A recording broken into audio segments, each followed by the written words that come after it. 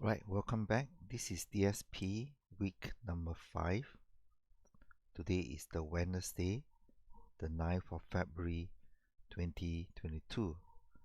In this lecture, I'm going to discuss lab number 2, and basically we are interested to study the effect of Xn through an LTI system and Yn, and we want to study how when we send a sinusoid into the system, what will happen to the sinusoid at the output sinusoid.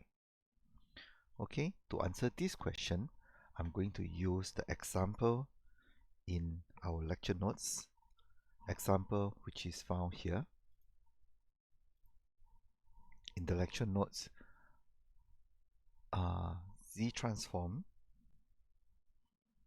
O4A in page number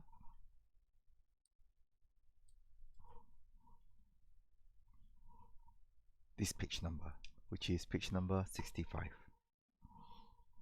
Alright, we will begin with this difference equation, and then we will study sending an input sinusoid as Xn and studying Yn. Let's first remember this equation.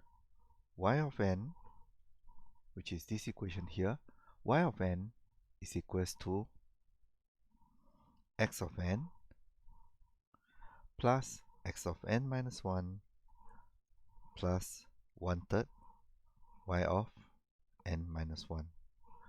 Now, to study the output, what we will need to do is to do this.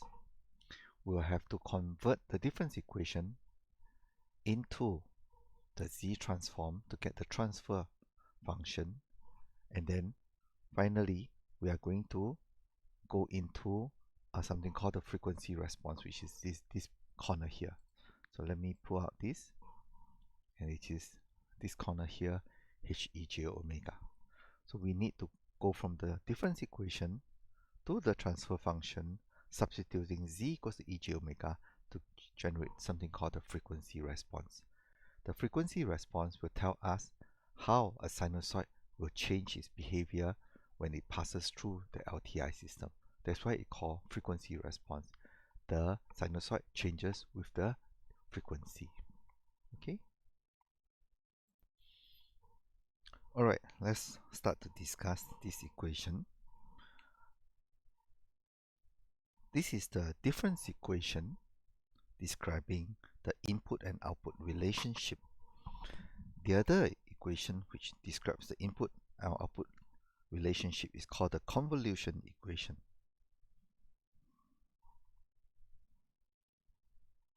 Xn, which is the input, is convolved with Hn, the impulse response. Now you realize that in this example, the impulse response will be infinite, so you cannot actually use this equation to generate the output. The only way you can generate the output is through the difference equation. Alright, now let's understand what is so special about a sinusoid.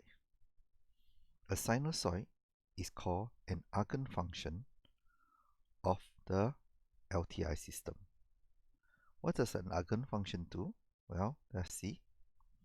So we have, for example, a cosine omega 1n plus phi 1, and this is the input x of n. If this is an LTI system, then the output will behave like this. The original a will be multiplied with some gain, and we do not know what value is this, so it's some absolute value. So it's a times some absolute value cosine. Then we still have omega 1n. It means that your sinusoid didn't change its frequency, only the amplitude changed. But what else? The original phase is still there, but you have a new phase called, for example, phi.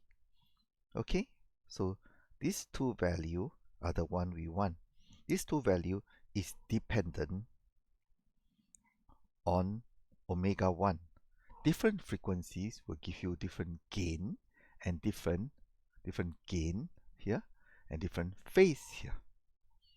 Alright, so therefore we are interested to find this omega, this absolute value and this phase for different frequency. We call this the HEJ omega. So basically, we want to tabulate HEJ omega for different omega. So we get absolute value of HEJ omega and different phase of HEJ omega. So typically, you can, if you want to do brute force is 0, 0.1 pi, 0.2 pi, and we'll reach up to pi. There's no point to do from pi to 2 pi because actually it is a mirror image of 0 to pi. Okay, so this is what we are trying to do, and this table is called the frequency response. It will tell us how the original input signal will change by its magnitude and phase for that particular omega. Alright, now let's continue our discussion using this equation over here. Now let us draw the direct form one first. Okay,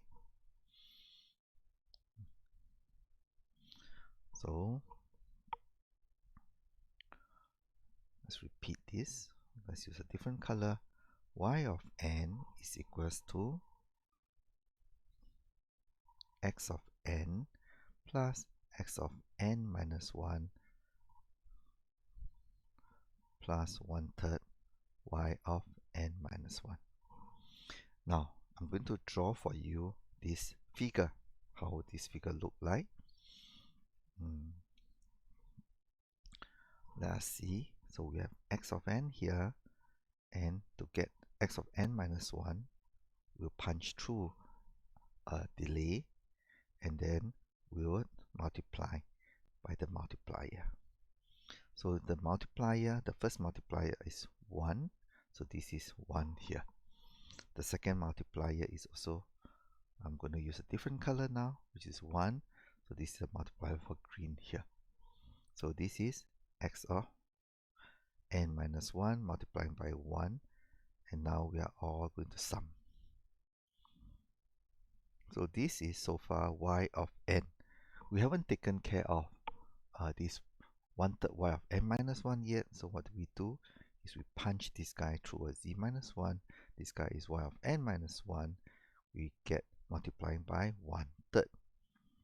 Okay, and then we sum.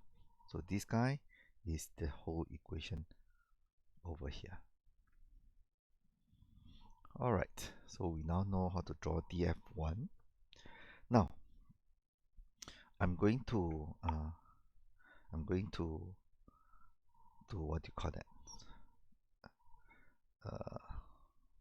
Let us generically draw an equation y of n equals to, let's call this b0 of xn plus b1 of x of n minus 1 plus b2 of x of n minus 2. Alright, and plus, okay, minus a1, or maybe I should, what should I do? I should say, okay, plus minus a1 of y n minus 1 plus minus a2 of y n minus 2. I just want to show you that this minus sign is going to affect the sketch. Alright, so what does the sketch look like? You have x of n,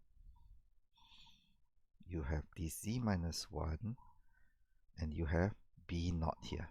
Okay, so this is, at this point in time, this is b naught xn. What about here? This is b1 xn minus 1. We have b2 xn minus 2. Let's sum, and let us have yn here. Now, so this is the interesting part. this is y of n minus 1. So it's plus times, what about this? Minus a1. So what's happening here? So this is going to be minus a1 here. Okay, and then we're going to have another z minus 1. This is y n minus 2. This guy is minus a2 here. And then we're going to sum. Alright, why do we want to draw this figure? Is because we're going to perform the z transform on this yn. Okay, so performing z transform to get y of z equals to b naught of x of z plus b1 of x of z, z minus 1 plus b2 of x of z, z minus 2. Now, what about the y? We have plus and we have minus a1 y of z, z minus 1 plus a minus a2 y of z, z minus 1, z minus 2, sorry. Now you realize why the interesting thing about minus a and minus a1 and minus a2 here, because we're going to bring the a's to the other side. So now yz is equals to 1 plus a1z minus 1 plus a2z minus 2, and that is the convention. That is why the a's are written with the minus here, so that when we bring it across to the other side it becomes plus. Okay, alright, so x of z is b naught plus b1z minus 1 plus b2z minus 2, and now we can therefore do the transfer function h of z equals to y of z over x of z, which is nothing but b naught plus b1z minus 1 plus b2z minus 2 divided by 1 plus a1z minus 1 plus a2z minus 2. Now, you know that we do not like to be in the power of negative, so we multiply the top and the bottom by z square, and therefore we get b0z square plus b1z plus b2 divided by z square plus a1z plus a2. Okay, and then you can factor this and get the pole and 0. So you factor and then you can get the pole and the zeros for h of z. Okay, so this is the big idea. Now, at this point in time, you realize that the coefficients are the interesting guy. We have b0, b1, and b2 on the top, and we have, now I'm going to draw in blue, the coefficients here.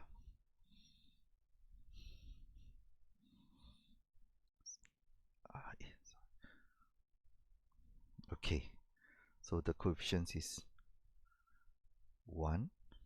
Okay, so the b coefficients can be written as a vector called b0, b1, b2, and the a coefficient can be 1, a1, a2.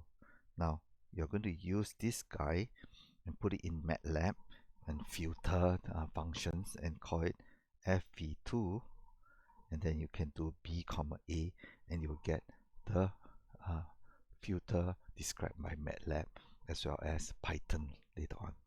Okay, that's the b's and the a coefficients.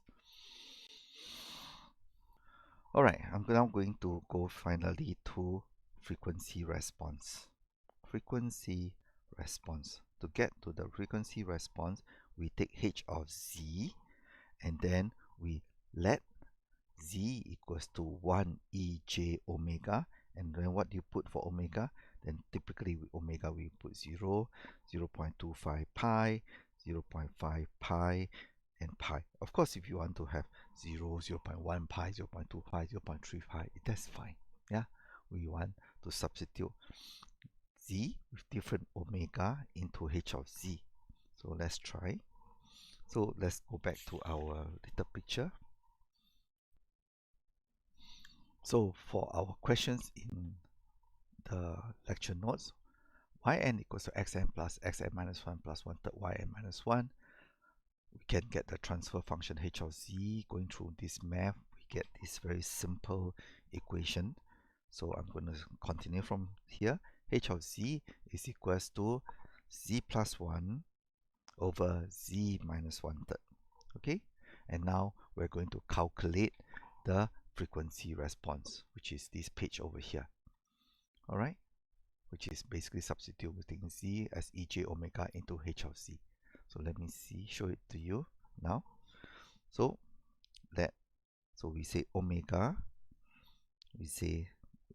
equals to 0. So ej omega is ej0. What is ej0? This is 1 plus j0. So this is the complex exponential form, and this is the rectangle form. And then you substitute into h of z. So what do? It is nothing but z plus 1 over z minus 1 third. So what you are doing is nothing but substituting 1 plus j0 plus 1 on the top, and then you are saying 1 plus j0 minus 1 third in the below. So you work out the math is 1 plus 1 on the top and 1 minus 1 third below, which is 2 thirds, and the answer is 3. So when you get the answer 3, well, I mean, actually it's a complex number, so you put plus j0, and this one is in rectangle form. Remember, we light it in polar form, so this is 3ej0. All right, now let's calculate the second guy. So the second guy is 0.25 pi. So we have omega equals to 0.25 pi. It means that z is equals to ej 0.25 pi, and you can convert this complex number in polar coordinate to rectangle coordinate. So I'm going to show you now using Matlab.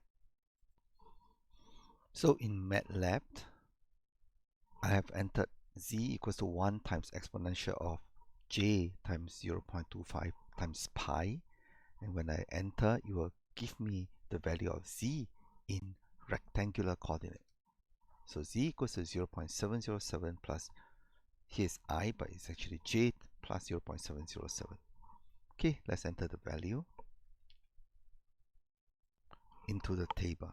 So it's 0.707 plus j 0.707. We then substitute this value into h of z. So 0.707 plus j 0.707 plus 1 on top. We're using this equation here,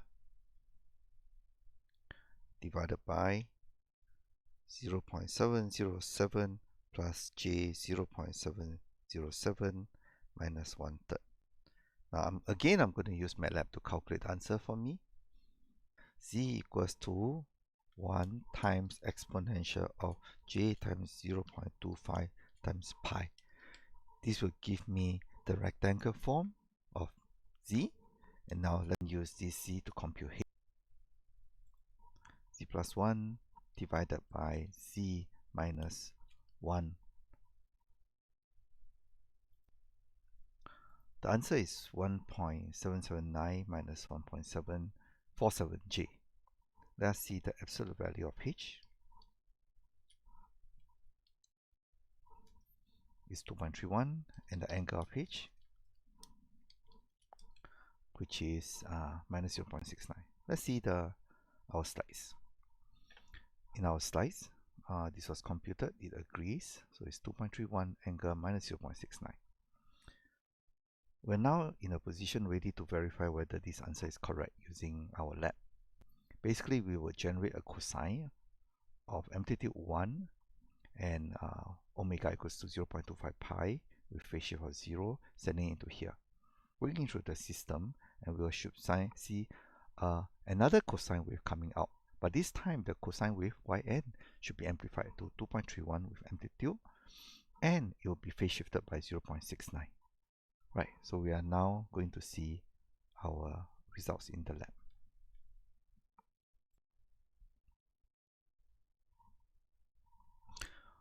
Alright, let's see the code. The code given is Q 2018 November December question 1. So I'm going to modify the code. So for this particular example, first I'm going to plot the signal using omega equals to 0.25 pi. Phase is 0. Now I'm going to generate the signal using this equation, and I'm going to plot for you. So the amplitude given A is 1, omega is 0.25 pi, P1, the phase shift is 0. Okay, I'm going to plot the stem plot for you and you will see the output. Let's try.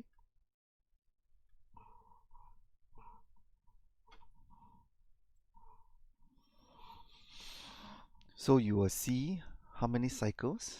We can see that I have here asked for 4 cycles. And then now we can see the output that there is 4 cycles of green, 1 cycle, 2 cycle, 3 cycle, and 4 cycles of green. We're plotting in the stem plot because this is in discrete time. The x-axis is index time index, y-axis is the value of the input cosine.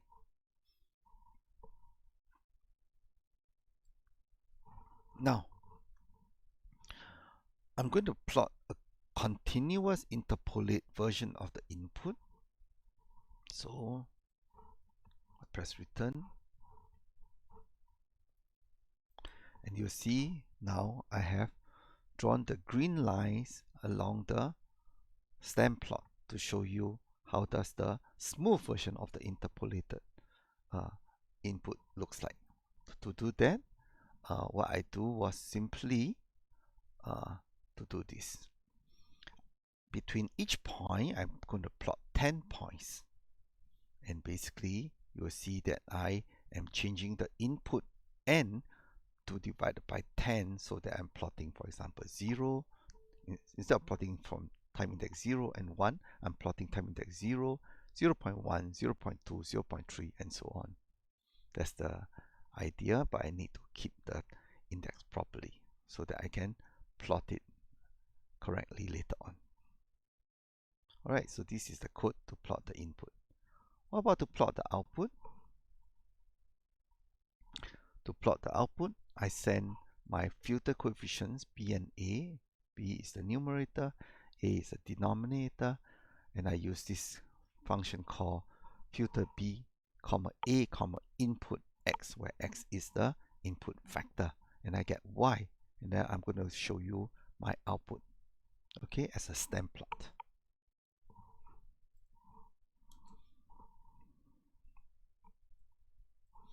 So the stem plot is the black color guy, which is the Y. So you see that the Y is a blown up version of the X. So it is a stem plot because only when the X has a stem, then the Y has a stem.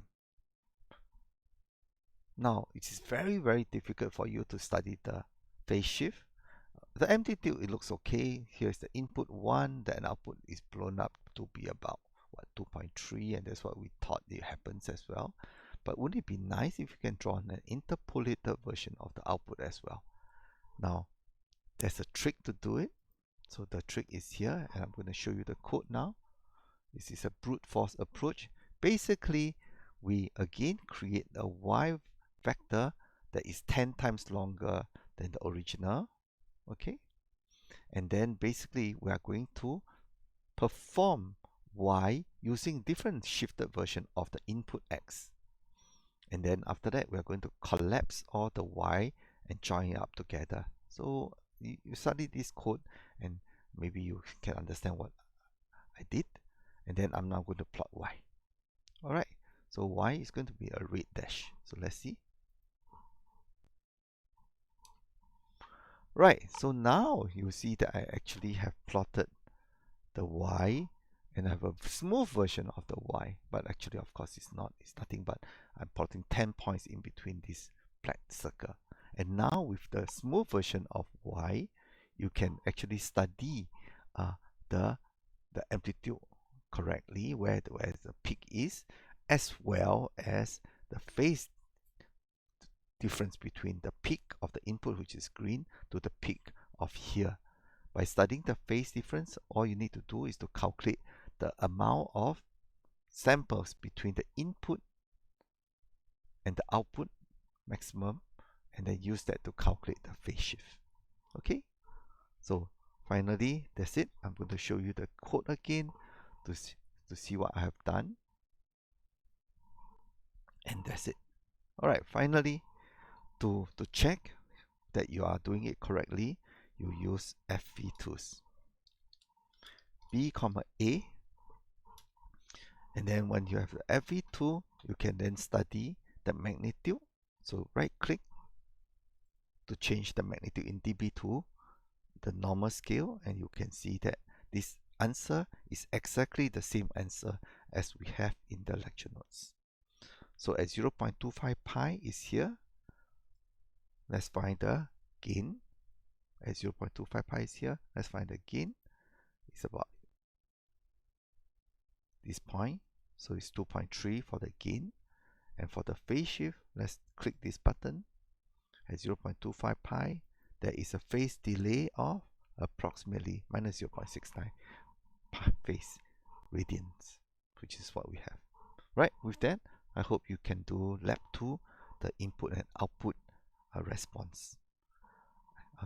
Having said that, in the exams, of course, you are not expected to write a code. You're not expected to sketch the curves. What you are expected to do is to work out by brute force the values that we have calculated here. Okay, 2.3 and minus 0.69. Thank you.